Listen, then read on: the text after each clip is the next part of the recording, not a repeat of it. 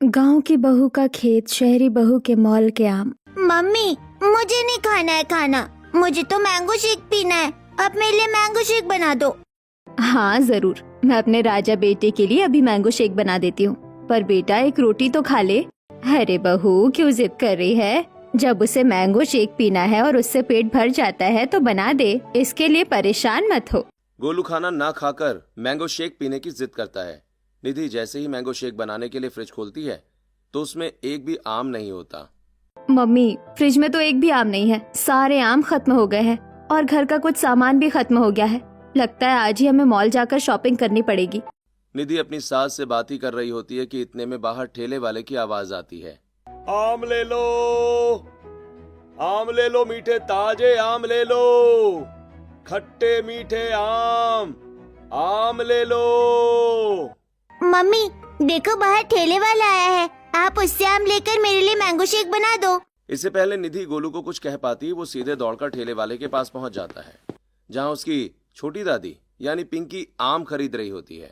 भैया, ये आम कैसे दिए? अच्छी वैरायटी के है ना? हाँ बहन जी, बिल्कुल अच्छी वैरायटी के आम हैं। बताइए कितने तौल दें? मोल भाव तो देखो लग ही जाएगा, आप तो हमारी रेगुलर कस्टमर हैं। बताइए कितना दे दें? हाँ भैया, ये तो सही कह रहे हो आप। चलो फिर 2 किलो दे दो। इतनी देर में गोलू भी वहाँ आ जाता है। मुझे भी आम खाने हैं। पिंकी गोलू को आम देने वाली ही होती है कि तभी पीछे से निधि आ जाती है। गोलू, मैंने कहा है ना, ठेले वाले के आम अच्छे नहीं होते। मैं अभी दादी के साथ मॉल जा रही हूँ आम खरीदने। वहाँ से मैं तेरे लिए बहुत सारे आम लाऊंगी और आकर मैंगो शेक भी बनाऊंगी। चल अब मेरे साथ यहाँ से। नहीं मम्मी, इस आम में और हमारे वाले आम में क्या फर्क है? आप काका से ही खरीद लो ना, मुझे अभी मैंगो शेक पीना है। जब मैंने कह दिया है कि ये वाले आम अच्छे नहीं हैं, मैं और दादी मॉल से जाकर आम खरीदेंगे, तो तुझे एक बार कहा समझ नहीं आता? हमेशा जिद करता रहता है। निधि जबरदस्ती गोलू को वहाँ से खींच कर ले जाती है। उसे लगता है कि ठेले वाले साफ सफाई का ध्यान नहीं रखते और मॉल में मिलने वाली चमकदार पैकेजिंग वाली चीजें ही अच्छी होती हैं। तेरी माँ एक बिस्किट तक का पैकेट नॉर्मल दुकान से नहीं खरीदती है और तू आम की बात कर रहा है। ये ठेले वाले आम खाकर लोग बीमार पड़ जाते हैं, फिर डॉक्टर में पैसे खर्च होते हैं। इससे अच्छा है पहले ही सही फैसला लो। निधि की बात सुनकर पिंकी कुछ नहीं कहती, चुपचाप आम लेकर अपने घर चली जाती है। इधर निधि और उसकी सास मॉल में सामान खरीदने के लिए जाती हैं। मम्मी बताओ कौन सी वैरायटी वाला आम ले? ये दशहरी, लंगड़ा या केसर मैंगो? बहू, यहाँ से जो भी लेगी सब अच्छा ही मिलेगा। वैसे भी 7-8 साल हो गए हैं तेरी शादी को। जब से तू आई है हमने बाहर से कभी आम नहीं खरीदे। सुधा की बात सुनकर निधि मुस्कुरा देती है। मम्मी, लगता है अब हम सिर्फ प्रीमियम चीजों पर ही विश्वास कर सकते हैं। दोनों सास बहू बात करते हुए सामान खरीदने लगती हैं। निधि 5 किलो केसर आम खरीदती है जो उसे पूरे 2000 रुपए के पड़ते हैं। इसके अलावा वो घर का बाकी सामान भी ले लेती है। मम्मी देखो, बिस्किट खत्म हो गए थे। ये शुगर फ्री बिस्किट है, गोलू के लिए बेस्ट रहेंगे। और ये कुछ स्नैक्स भी रख लेती हूँ, वरना वो टिफिन खाता ही नहीं है। हाँ बेटा रख ले, रोज रोज तो मॉल नहीं आया जाता।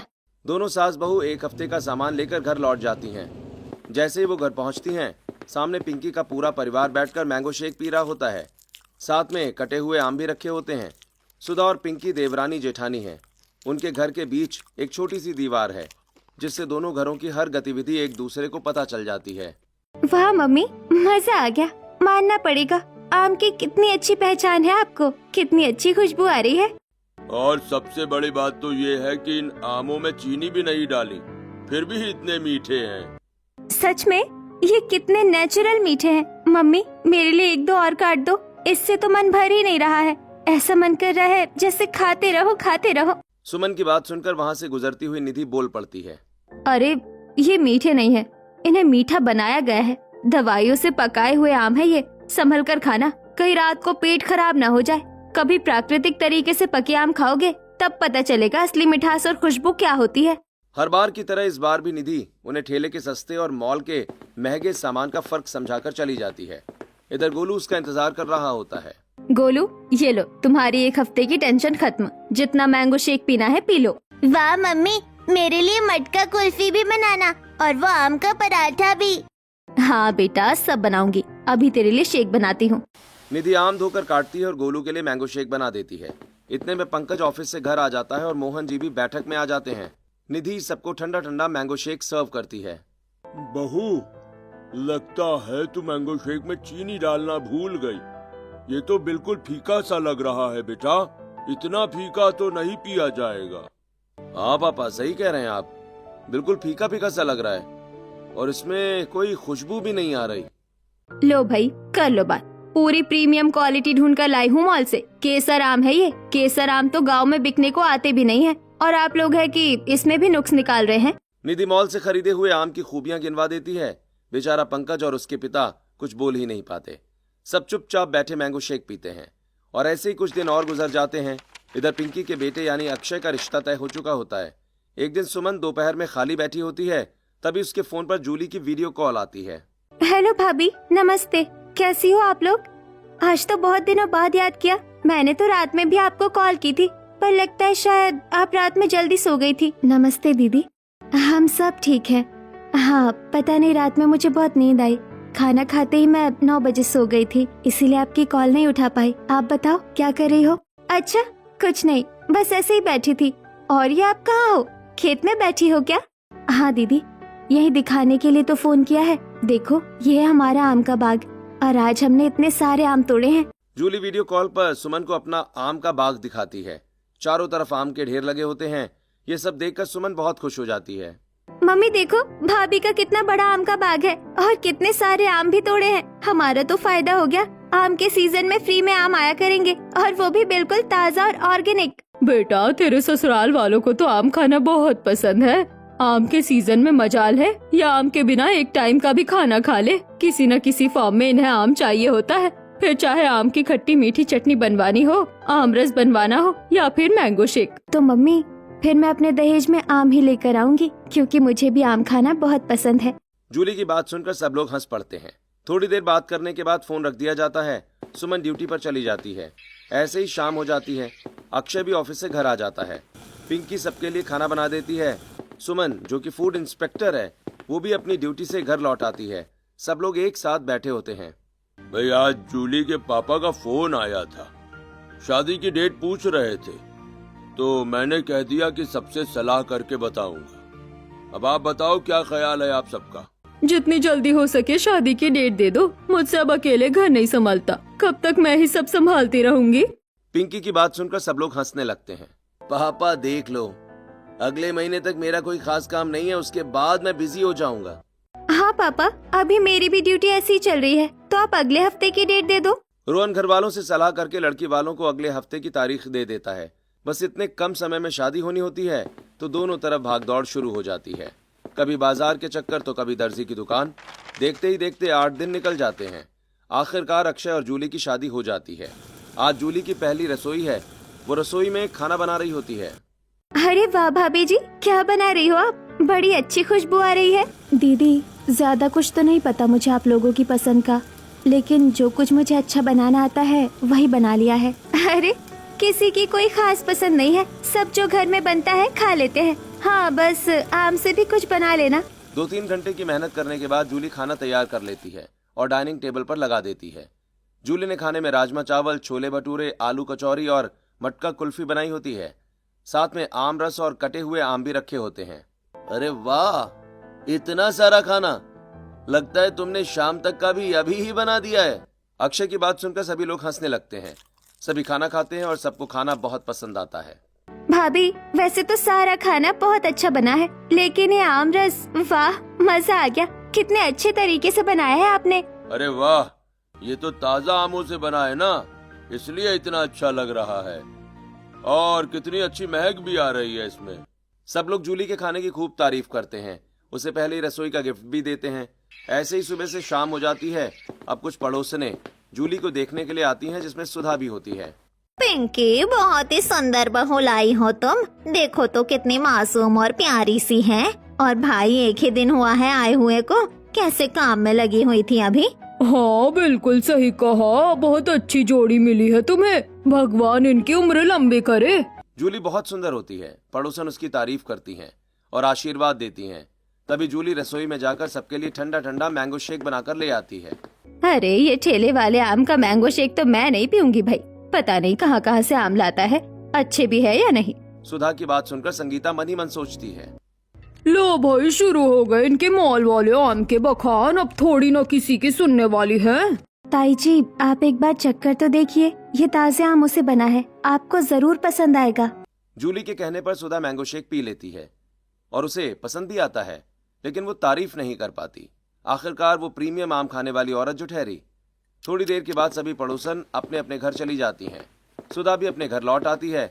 ऐसे ही कुछ दिन और बीत जाते हैं और एक दिन रोहन अक्षय से कहता है, बरखुरदार, काम से फुर्सत मिल जाए तो बहू को कहीं घुमा फिरा लाना। हाँ? और नहीं तो क्या बेटा, तुम्हारी नई नई शादी हुई है, तुम्हें घूमना फिरना चाहिए, एक दूसरे के साथ टाइम स्पेंड करना चाहिए। और तुम हो कि सुबह उठाया अपना बैग और चल दिया ऑफिस, और शाम को आते हो वो भी इतना लेट। मम्मी पापा, आप दोनों को तो पता है ना कि कितना काम है अभी। पिछला महीना भी ऐसे ही निकल गया और मैंने आपको पहले ही बताया था कि मैं बस इसी महीने फ्री हूँ। अरे तो बेटा, तुम्हें उसी महीने घूमने जाना चाहिए था ना। देखो बहू क्या सोचेगी, कैसे ससुराल वाले हैं, घर में ही रखे रहते हैं। पिंकी और रोहन अक्षय से बात कर ही रहे होते हैं कि इतने में जूली वहाँ आ जाती है। मैं कुछ नहीं सोचूंगी मम्मी, मुझे क्या दिखता नहीं है कि ये दिन भर कितना काम करते हैं। हाँ मुझे पता है, मेरी बहू बहुत समझदार है, लेकिन कल संडे है, संडे को तुम्हें ऑफिस नहीं जाना ना, तो कम से कम बहू को उसके मायके ही मिला लाओ। कितने दिन हो गए हैं, ये अपने आप तो कहेगी नहीं। पिंकी और रोहन अक्षय और जूली का संडे का प्लान बना देते हैं। अगली सुबह होती है। जूली पहले सारा घर का काम खत्म करती है, फिर एक खूबसूरत से पीले रंग की साड़ी पहनकर तैयार हो जाती है। अक्षय भी तैयार होता है। दोनों कार में बैठकर जूली के मायके के लिए निकल पड़ते हैं। यही है ना तुम्हारा गांव? बता देना, दूसरी बार आ रहा हूँ, मुझे याद नहीं है। हाँ हाँ यही है, देखो ये जो बाग है ना, आम का बाग, ये हमारा है और इससे आगे हमारा घर है। जूली अक्षय को आम का बाग दिखा रही होती है कि तभी उसे खेत में काम करते हुए उसके पापा और भाई दिख जाते हैं। अरे रोको गाड़ी, देखो पापा यहीं पर काम कर रहे हैं, हम यहीं मिलकर चलते हैं। अक्षय गाड़ी रोकता है और दोनों बाग में पहुंच जाते हैं, जहां जूली के पापा, भाई और माँ सभी होते हैं। जूली सबसे मिलवाती है और अक्षय भी सबके पैर छूकर नमस्ते करता है। क्या ये इतने सारे आम आप लोगों ने इसी बाग से तोड़े हैं? ये तो देखने में कितने रसीले और ताजा लग रहे हैं। अरे नहीं नहीं भाई, ये तो हम दूसरे के बाग से चुरा कर लाए हैं। हाँ? मनोज की बात सुनकर सभी लोग हंस पड़ते हैं। जूली और मनोज अक्षय को पूरा बाग घुमाते हैं। ये देखो, प्रीमियम क्वालिटी वाले पेड़, ये केसर आम, ये लंगड़ा और ये दशहरी। दशहरी आम बहुत मीठा होता है बेटा, और इसकी खुशबू भी बहुत अच्छी होती है। मतलब हमारी तो फील्डिंग सेट कर दिया आपने। अब हम बाहर से एक भी आम नहीं खरीदेंगे। हमारे लिए तो आप टाइम टाइम पर आम फार्म से ही डिलीवर कराते रहना। सब लोग हंसते मुस्कुराते हुए घर पहुंचते हैं, जहां जूली की मम्मी ने अक्षय के लिए स्वादिष्ट खाना बनाया होता है। साथ में आम रस और कच्चे आम की कढ़ी भी बनाई होती है। वाह, खाना तो बहुत अच्छा बनाया आपने। खास तौर पर ये आम की कढ़ी और आम रस, इसे तो मेरे लिए पैक कर देना, आप घर जाकर भी खाऊंगा। अरे जूली, तूने अक्षय को आम की कड़ी बनाकर नहीं खिलाई, तुझे तो बनानी आती है ना। मम्मी इतना कुछ बनाती हूँ, याद नहीं रहता। ऐसे ही बातचीत करते करते शाम हो जाती है और जूली अक्षय के लौटने का समय आ जाता है। जूली के पापा कई तरह के आम पैक करके उनकी कार में रखवा देते हैं। थोड़ी देर में दोनों अपने घर पहुंच जाते हैं। जैसे ही अक्षय कार से आम उतारता है, सुमन उसे देखकर बहुत खुश हो जाती है। अरे वाह, मजे आ गए, इतने सारे आम, कितनी अच्छी खुशबू आ रही है इनसे, मुझसे तो रहा ही नहीं जा रहा। सुमन 2-3 आम उठाकर धोती है, वहीं खाने लग जाती है। आजकल अगर कुछ प्योर है तो वो है घर पर उगाए हुए ऑर्गेनिक फल और सब्जियां। मार्केट में तो सब दवाइयों से उगाए जाते हैं, तभी तो बिना मौसम के भी सब कुछ मिल जाता है। सुमन फूड इंस्पेक्टर है, इसलिए उसे खाने पीने की चीजों की अच्छी समझ है। ऑर्गेनिक चीजें देखकर वो बहुत खुश हो जाती है। इतने सारे आम देखकर पिंकी कहती है, जूली बेटा, एक काम करो, एक टोकरी आम अपनी ताई जी की तरफ दे आओ। अगर उन्हें पता चलेगा कि बेटे के ससुराल से इतने आम आए हैं और उन्हें नहीं दिए तो बुरा मानेंगी। सास की बात मानकर जूली एक टोकरी आम लेकर सुधा के घर पहुंचती है। सुधा हॉल में बैठी होती है, गोलू अपना होमवर्क कर रहा होता है और निधि रसोई में काम कर रही होती है। ताई जी, ये आम मेरे घर से आए हैं, मम्मी ने आपके लिए भिजवाए हैं, हमारा आम का बाग है ना। इतने में निधि भी रसोई से बाहर आ जाती है। अरे जूली, वो सब तो ठीक है, लेकिन तुम्हें पता है ना, हम ये वाली वैरायटी नहीं खाते, हम तो मॉल से लाते हैं एक्सपोर्टेड मैंगो। मेरा बच्चा भी वही खाता है। आप खाकर तो देखिए, ये बिल्कुल प्योर आम है, आपको जरूर पसंद आएंगे। इतने में पंकज और रोहन भी वहाँ आ जाते हैं। अरे वाह भाई वाह, इतने सारे आम लेकर आई हो बहू। देखने में तो ये बड़े साफ सुथरे लग रहे हैं। पंकज एक आम उठाकर धोता है और खाने लगता है। निधि और सुधा दोनों को पिता पुत्र पर गुस्सा आ जाता है। लेकिन वो जूली के सामने कुछ नहीं कह पाती। तभी निधि अपनी बात साबित करने के लिए फ्रिज खोलती है और जूली को दिखाते हुए कहती है, देखो ये आम लाते हैं हम मॉल से, बिल्कुल मीठे फ्रेश, और तो और इनकी गारंटी भी है। भैया बोलते हैं कि 1 हफ्ते तक फ्रिज में स्टोर करके रख लो, कुछ नहीं बिगड़ेगा। जूली आमों की तरफ देखती है जो बिल्कुल पीले पड़े हुए हैं और मुरझाए से लग रहे हैं। फ्रिज में सामान बाहर से खराब नहीं होता, लेकिन अंदर ही अंदर सड़ता रहता है। अरे 1 हफ्ते तक कौन आम स्टोर करता है जब रोज ताजे आम बिकने आते हैं। वही तो बात है गारंटी वाली चीजों की, प्रीमियम क्वालिटी है भाई, खराब नहीं होती। जूली को उन आमों की हालत बहुत खराब लगती है। उसमें ना खुशबू होती है ना ही ताजगी, लेकिन फिर भी ये लोग प्रीमियम क्वालिटी सुनकर उन्हें खरीद रहे हैं और 1-1 हफ्ते तक खा रहे हैं। इधर रोहन और पंकज उन आमों की टोकरी रख लेते हैं, जबकि सास बहू के मन में वो आम लेने की इच्छा नहीं होती। जूली आम देकर वापस अपने घर चली आती है, लेकिन उसके मन में अभी भी मॉल वाले आमों की बात घूम रही होती है। कुछ दिन बीत जाते हैं। एक दिन जूली बालकनी में कपड़े सुखा रही होती है कि तभी पड़ोसन की बहू निकिता की नजर उस पर पड़ती है। अरे तुम ही हो ना अक्षय की वाइफ, बहुत सुंदर हो, जितनी तारीफ सुनी थी तुम उससे भी ज्यादा प्यारी हो। अपनी तारीफ सुनकर जूली शर्मा जाती है। दीदी कभी घर पर आना, ऐसे दूर दूर से देखकर तारीफ करने में क्या रखा है। जूली की बात सुनकर निकिता मुस्कुरा देती है। दोनों बालकनी से बातें करती हैं और थोड़ी देर के बाद नीचे आ जाती हैं। ऐसे ही कुछ दिन बीत जाते हैं। आज निधि और पंकज की शादी की सालगिरह है। मम्मी पापा देखो मैंने आपके लिए ये ड्राइंग बनाई है। वाह बेटा, ये तो बहुत अच्छी बनाई है। हाँ, इसमें कौन कौन है? इसमें हमारी पूरी फैमिली है। ये दादा है, ये दादी, ये मम्मी पापा और ये मैं हूँ। इसमें तो सब लोग आ गए, ये हमारे लिए कैसे हुआ। मम्मा रुको ना, थोड़ा वेट करो, मैं अभी लेकर आ रहा हूँ। गोलू अपने स्कूल बैग से एक और कार्ड निकालता है जिसमें उसने एक लड़के को घुटनों के बल बिठाकर लड़की को फूल देते हुए दिखाया होता है और ऊपर लिखा होता है हैप्पी एनिवर्सरी। ये देखकर निधि बहुत खुश हो जाती है। बेस्ट एनिवर्सरी गिफ्ट एवर, इसे तो मैं फ्रेम में लगवाऊंगी।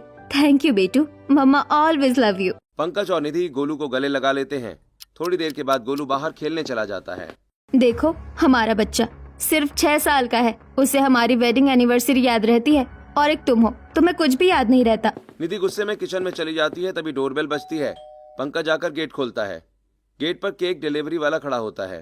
पंकज पेमेंट करके केक अंदर ले आता है और कमरे में रख देता है।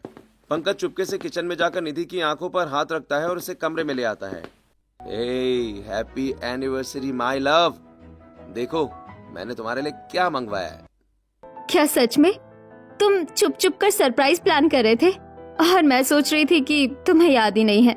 निधि केक खोलती है। केक तो बहुत अच्छा है, हम इसे कट कर लेंगे, लेकिन मैं इसे खाऊंगी नहीं। तुम्हें तो पता है मैं बाहर की चीजें नहीं खाती। पता नहीं कैसे बनाया होगा, साफ सफाई से या नहीं। हाँ हाँ बाबा, मुझे पता है, तभी तो मैंने तुम्हारे लिए तुम्हारे फेवरेट रेस्टोरेंट से डिनर प्लान किया है। ये केक हम फैमिली के साथ कट कर लेंगे और फिर डिनर के लिए बाहर चलेंगे, ओके? ये सुनकर निधि खुश हो जाती है। थोड़ी देर में पंकज सारा सेटअप तैयार करता है। मम्मी पापा और सभी के साथ मिलकर केक कट किया जाता है। सबको बांट दिया जाता है। चलो अब तुम जल्दी से तैयार हो जाओ, मैं बाहर कार में इंतजार कर रहा हूँ। निधि एक प्यारी सी ड्रेस पहनकर तैयार होती है और दोनों रेस्टोरेंट के लिए निकल जाते हैं। रेस्टोरेंट पहुंचकर निधि अपना फेवरेट खाना ऑर्डर करती है। थोड़ी देर में खाना आ जाता है। बिरयानी टेस्टी थी ना, और ये मलाई चाप, वो खाकर मजा ही आ गया। जो बात इनके खाने में है वो कहीं नहीं है। यहाँ तो मैं आँख बंद करके भी खाना खा सकती हूँ। वैसे मैडम गलत बात है, सब लोग अच्छे तरीके से ही खाना बनाते हैं, लेकिन तुम हो कि हमेशा प्रीमियम के पीछे भागती हो। हाँ, प्रीमियम के पीछे भागना डॉक्टर से बचना है बाबू, और आपको कहाँ समझ आएगी ये बातें। मैं ना होती तो तुम भी ठेले से ही सामान खरीदते। निधि की बात सुनकर पंकज चुप हो जाता है। थोड़ी देर में दोनों खाना खाकर बिल पे करते हैं और बाहर निकलते हैं। जैसे ही वो रेस्टोरेंट से बाहर निकलते हैं, वहाँ आम की सप्लाई हो रही होती है। देखा कैसे प्रीमियम क्वालिटी के आम आ रहे हैं रेस्टोरेंट में, और तुम कहते हो महंगे हैं। भाई इनके प्रोडक्ट महंगे होते हैं क्योंकि सामान अच्छा इस्तेमाल करते हैं, पैसा तो ग्राहक से ही लेंगे ना। ऐसा लग रहा है जैसे तुम इनकी फ्री में मार्केटिंग कर रही हो। तुम्हें तो इनके साथ कॉन्ट्रैक्ट कर लेना चाहिए। पंकज की बात सुनकर निधि हंसने लगती है। दोनों अपना प्यारा सा रोमांटिक डिनर एंजॉय करके घर वापस आ जाते हैं। 1-2 दिन बीत जाते हैं। आज सुमन अभी तक काम से वापस नहीं आई है। पिंकी उसके इंतजार में हॉल में बैठी होती है। तभी जूली वहाँ आती है। मम्मी आप कमरे में जाकर सो जाओ, मेरी बात हो गई है दीदी से। आज वो थोड़ा लेट ही आएंगी, और जब आएंगी तो मुझे फोन करके जगा देंगी। मैं उनका खाना गर्म करके दे दूंगी। जूली पिंकी को सुला देती है और खुद भी कमरे में जाकर सो जाती है। रात करीब 1 बजे सुमन घर आती है। तभी जूली उठकर उसके लिए खाना गर्म करती है। दीदी, आज इतनी देर कैसे हो गई आपको आने में? वो आप सुबह देख लेना, शहर के सबसे बड़े महंगे रेस्टोरेंट पर रेड डाली है। पता नहीं ताजी सब्जियों के नाम पर क्या क्या डाल रहे थे। अरे पालक की जगह तो घास तक यूज कर रहे थे, और दूध में डिटर्जेंट। लोग बीमार हुए हैं इनका खाना खाकर। तभी शक हुआ और आज देखो पर्दाफाश हो गया। ये सुनकर जूली को झटका लगता है। देखो कितनी ग्रीन वॉशिंग कर रहे हैं कुछ लोग। लोग कितना विश्वास करते हैं इन पर। वही तो, हमारी भाभी जी का तो फेवरेट रेस्टोरेंट है। जब वो सुबह न्यूज देखेंगी उन्हें तो झटका लगेगा। सुमन एक फूड इंस्पेक्टर है और इसका काम खराब खाने को प्रीमियम नाम देकर बेचने वालों पर रेड डालना है। आज उसकी टीम ने निधि के फेवरेट रेस्टोरेंट का पर्दाफाश किया है। दोनों ननद भाभी बात करते हुए खाना खाती हैं और फिर अपने कमरे में जाकर सो जाती हैं। अगली सुबह होती है, पंकज न्यूज देख रहा होता है और उसी रेस्टोरेंट की खबर चल रही होती है। निधि इधर आओ, देखो तो आके जरा अपने फेवरेट रेस्टोरेंट का सच। भाई अच्छा हुआ उस दिन तुमने ज्यादा खाना नहीं खाया, वरना आज तुम भी अस्पताल में होती। मैं नहीं मानती, पक्का इनके राइवल्स ने कुछ गड़बड़ की होगी। सब जलते हैं इनसे, शहर में इनका काम इतना चलता है। बहू, आंखों देखे को सच मान लो, ऐसे ही बेकार में कहीं रेड नहीं पड़ती। निधि के पास अब कहने को कुछ नहीं बचता, इसलिए वो चुपचाप रसोई में चली जाती है। ऐसे ही 1-2 दिन और बीत जाते हैं। इधर जूली के पापा ने उसके लिए बहुत सारे आम भिजवाए हैं। जूली आंगन में बैठकर उन आमों में से अच्छे आम अलग कर रही होती है। अरे क्या कर रही हो तुम? आज तो घर पर मन ही नहीं लग रहा। पंकज ऑफिस चले गए, मम्मी पापा मामा जी के यहाँ है और गोलू स्कूल गया है। सोचा तुम्हारे पास आ जाऊं। ये तो आपने बिल्कुल सही किया। बताइए क्या खाएंगी? एक काम करती हूँ, आपके लिए फ्रेश आम से मैंगो शेक बना देती हूँ। नहीं, मैंगो शेक नहीं पीऊंगी, हमारे आम खत्म हो रहे हैं। मुझे मॉल जाना है आम खरीदने। इतने सारे आम रखे हैं आपके सामने, आप इनमें से ले जाओ। नहीं यार, हम नहीं खाते ये आम। और तुम ये आम अलग क्यों कर रही हो? ये जो आम देखने में ताजे लग रहे हैं ना, इनके ऊपर जो निशान बने हुए हैं वो खराब होने का साइन होते हैं, इसीलिए मैं इन्हें अलग कर रही हूँ। और ये अलग अलग वैरायटी के हैं। अच्छा आमों को साफ करके रख दूंगी और ये वाले बाहर जाएंगे। अच्छा ठीक है, अगर तुम्हारा काम जल्दी हो जाए तो बताना। आज तुम चलना मेरे साथ मॉल, तुम्हें मॉल घुमा कर लाऊंगी। वहाँ देखना कैसी क्वालिटी के आम बिकते हैं, तुम्हें जरूर पसंद आएंगे। इतना कहकर निधि अपने घर चली जाती है। जूली भी अपना काम खत्म करके निधि के पास आती है। दोनों मॉल के लिए निकल पड़ती हैं। मॉल में पहुंचकर निधि आम खरीदने लगती है। बहन जी, ये सबसे अच्छी वैरायटी का आम है, मलिहाबाद का बेस्ट दशहरी आम। और ये एक्सपोर्टेड आम है महाराष्ट्र के। पूरे भारत में सबसे ज्यादा पसंद किए जाते हैं। मॉल वाला आमों की क्वालिटी बढ़ा चढ़ाकर बता रहा होता है और निधि खुशी खुशी उसे एक एक करके कार्ट में डालती जा रही होती है। लेकिन जैसे ही जूली की नजर उन आमों पर पड़ती है, अरे ये क्या? इन पर तो वही निशान बने हुए हैं जिनके बारे में पापा कहते हैं कि ये खराब होने का साइन होते हैं। मतलब ये मॉल वाले खराब आम बेच रहे हैं। मुझे तो उसी दिन शक हो गया था जब मैंने इनके फ्रिज में मुरझाए हुए आम देखे थे। अगर मैं अभी कहूंगी तो ये मेरी बात नहीं मानेंगी। मुझे ही कुछ करना पड़ेगा। मॉल में जूली कुछ नहीं कहती। इधर निधि भी खुशी खुशी उन आमों को महंगे दामों पर खरीद लेती है और बाकी सामान लेकर दोनों घर लौट आती हैं। वैसे आपने देखा होगा, ऐसे आम तो हमने घर पर छाट कर फेंक दिए थे। ओह पागल, तुझे कुछ नहीं पता। कोई अच्छी चीजों को भी फेंकता है क्या? और फिर तुझे जरूर गलतफहमी हुई होगी, सारे निशान एक जैसे नहीं होते। निधि जूली की एक नहीं सुनती और घर आकर उन्हीं ताजे आमों से मैंगो शेक बनाकर देती है, जो जूली को पीने में बस ठीक ठाक सा लगता है। कोई खास स्वाद तो नहीं है इन आम का, और न ही इनमें खुशबू है। इतने में सभी घर वाले भी वापस आते हैं। हाँ, मैं भी यही कहता हूँ कि तेरे मॉल के आम में ना तो मिठास है और ना ही खुशबू। पता नहीं भाई कौन सी प्रीमियम क्वालिटी है ये, जिसमें दोनों ही गायब हैं। तुम्हें कुछ समझ नहीं आएगा। 6-7 साल से ये आम खा रहे हो, आज तक पहचान नहीं हुई तुम्हें? अरे जूली बेटा, तेरे घर पर तो ताजे बाग के आम रखे होंगे ना, जरा ला कर दे दे। उस दिन उन आमों का बना आमरस बड़ा अच्छा लग रहा था। जूली अपने घर से ताजे आम मंगवाकर मोहन को दे देती है, लेकिन अब उसके मन में मॉल के आमों का सच जानने की जिज्ञासा और बढ़ जाती है। एक दिन जूली अपने पापा से फोन पर बात कर रही होती है। कुछ नहीं बेटा, बस आम तोड़ रहा था। अब उनमें से अच्छे अच्छे आम छांट कर रख दिए हैं, इन्हें मंडी में भेज दूंगा और बाकी जो ताजे आम है वो ठेले वाले खरीद लेंगे। पापा, मॉल में जो आम बिकते हैं वो कहाँ से आते हैं? बेटा, मॉल वाले बाग वालों से कॉन्ट्रैक्ट कर लेते हैं। कुछ बाग वाले सारे आम फैक्ट्री में भेजते हैं, फिर फैक्ट्री वाले उनकी सप्लाई मॉल में करते हैं। बस उस पर टैग वैग लगाकर महंगा बेच देते हैं। अच्छा ये बात है। थोड़ी देर बात करने के बाद जूली फोन रख देती है और अपने काम में लग जाती है।